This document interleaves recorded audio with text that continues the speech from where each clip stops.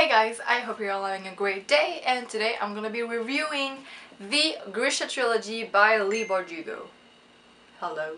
But I'm gonna be reviewing more precisely the last book, Rune and Rising, just because these two, I read them 3 years ago, and I read my Goodreads reviews of these books, and I was not very into details in my reviews. So in this one, I just said it was really good. The Darkling was really weird at first. That he seems innocent, but he's a really hard character to understand, which is true, but I didn't really pursue on anything about that, so I don't know what that meant. I also said that Alina was weak because she didn't understand her powers, but then at some point she understands that being a sun summoner is important. So I think I just really misread what she was dealing with. And Mal, I don't really know. I guess I wrote that I was really surprised that he was in love with her, but when you read the book, like I reread some bits and pieces of the books, of these books, and it was so obvious that he loved her, so I'm conflicted, honestly, I don't know. But yeah, just as a reminder, when I decided to read Rune and Rising, I very vaguely reread Shadow and Bone and Siege and Storm, but I reread them like I passed a lot of chapters. I did not read many of what was going on. I really just got the big message of it all, just to remember the characters and what was happening. So I kind of reread them, but not really. Overall, in this series, I would give it a 3.54 out of 5 stars. There were some issues that I had with these books, but there were also, the third book really got to me, maybe because I was reading it when I was older and I was understanding a lot more things than when I was 3 years ago with these two. So I don't know, maybe sometime I will reread this entire series. So just starting with this book, for those who don't know what this is about Alina, who, well, this is a world where there is magic. There are some sun summoners, which are people who can master some elements. They work for the, I don't know how you can call that, like the capital, and they work with the high people in this country, village, realm.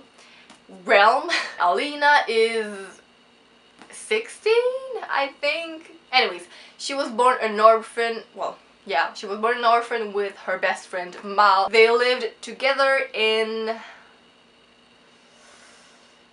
Jesus Christ, I don't remember. They lived together in Os Alta as orphans, and they were moved to Kribirisk to fight a war against the other villages, countries, realm, I don't know how they're called. There is, in this world, the Unsea, which is right there. This is a fold. It's, how can you describe it? It's like, it's just like dust, but condensed into a part of their world, and if you get into it, there are monsters that will kill you. So basically, to save, well, not save, but to win the war, they have to go across the Unsea and defeat their enemies. But to cross the Unsea is almost impossible to do so, because you're all gonna die. The Unsea is so, it's not that large, but the monsters are so quick that you will die. You're 5 minutes in and you die. So, as obviously as it sounds, they go into the Unsea and they get attacked by monsters. Mal gets attacked really bad, and Alina tries to save him by ejecting lights out of her body, and no one understands why, not even her.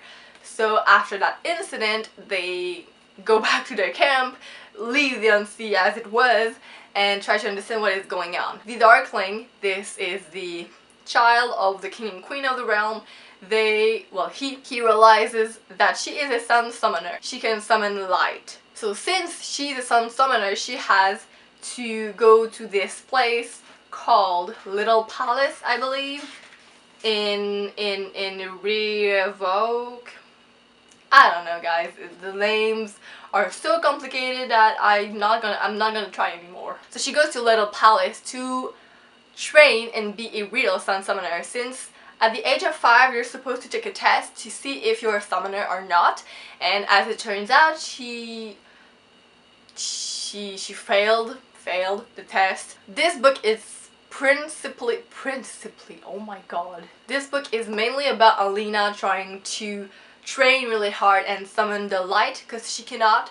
At the beginning, she can't summon light by herself. It's summoned by fear, by, well, blood. If she gets cut, if she gets hurt, the light will come out of her as a protection, but she cannot summon it herself. So yeah, so her and Mal are obviously separated, and well, you obviously know that Alina is in love with Mal, but Mal seems to be like, oh, we're friends since forever, so you're like my sister to me, but he's actually in love with her, but they both don't know, and they start living apart from each other. This is just really, really complicated in the beginning, but they kind of find out in the second book. We'll get to that later. The Darkling in this book was really, really particular, just because I didn't know what was going on with him. He was really, really nice at some times, but he was also really, really mysterious about his plans and what he wanted Alina to do. So sometimes it was really, really complicated, because he told her that her power, her light, could help cross the fold, the unsea, because monsters, well, I think they die if they get to the light. I'm not too sure. So yeah, this summons the first book. Now I'm gonna talk really briefly about the second book because I don't want to give any spoilers. In the second book, okay, I can't really talk about the second book without giving any spoilers, but I'm just gonna say that Mal and Alina's relationship evolve, because for some reason they wind up together again. Their relationship grow in some very strange way, but it grows. It grows. So in this book, the Darkling was unexplainable. He was just really doing some weird moves he was doing some good moves, bad moves, weird moves. So in this book, I really just wasn't, I didn't know really what was going on with him, and Alina was just drawn to him like a magnet. So I was like, what is going on? Though, the reason why she's drawn to him like a magnet is because they're both summoners, so every summoner has like this connection between them that connects them. I don't know how, but it's like a connection between them because they're all summoners for some reason. In the third book, there is war. I'm not gonna say who against who because we're gonna be giving spoilers, but there is going to be war. Alina, well, in the second book, she ends up being able to control her power. That's obvious. Don't expect that she's not going to be able to control power until the very end. That would be really sad. But in this book, she really is stronger, and I really, really like the fact that she was opening up to her powers and she really believed that she could do it. And yeah, that's all I'm gonna say. Mal is in this book really strange. He seems distant to her, but at the same time he really loves her. So their relationship in this book, throughout the book, is weird. At the end it's perfect, but it's weird throughout. In this book, the Darkling isn't so present, so I'm not gonna say much about him because I would just be giving spoilers. But yeah, he I don't know, man, he's a villain, so his moves sometimes are just really, really random and weird, but you gotta deal with this. Overall, I think that the evolution of Alina was great.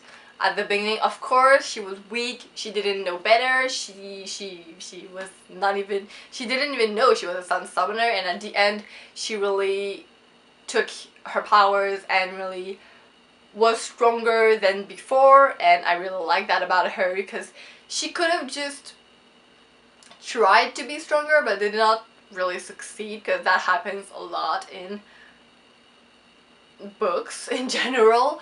So I really like the fact that she really took her courage and did what she had to do. And yeah, throughout the book, the evolution of Mal there was not any big evolution, just because he was not there all the time. And since we're on Alina's point of view, we don't get to see Mal's emotions that much. So he was there, but he was not there. So his evolution as a character was not that big. But I still really loved mostly what he did in the book. The Darkling evolution was random. His character, man, I don't know if there is any, I think there are some extras stories. I think there's one inside this one. I wish there would be more of the Darkling, because we don't really get to see how he is and how he feels about Alina, about his power, about his family, about everything. So that's just, I don't know, I wish I would have known more. Just like, I don't like to compare it to that, but in the GRISHA trilogy we get to see a lot more of Warner in the end of the books, and also in the extras in, oh my god, I don't know what it is, Fracture Me? No, that's Adam, is it? Anyways, the other one. And I don't know, I just feel like knowing him more. Oh my god, is it raining? Really? Just knowing why he did what he did. I don't know, I'm just a really curious person, so I just really would like to know why he did all those things and why he wanted this to happen and all of this. So yeah, but he was, wow, what is going on? But all I'm gonna say is that he was really a villain with no heart. So as I said in the beginning of this video, I'm giving this series 3.5 to 4 out of 5 stars. I'm not too sure how I'm gonna deal with all of this. Maybe a 4 stars, because I really enjoyed the story and the world setting. It was really interesting to see. And the pictures, well, the picture in the beginning of each book is really interesting, because you have the map of the world, and it really helps you to know where they are in the story, because sometimes they will just start and put some random cities, and I will just be like, where is that to the city where they were to, you know, it's complicated. But yeah, I hope you enjoyed, and I'm gonna see you soon with a new video. Goodbye.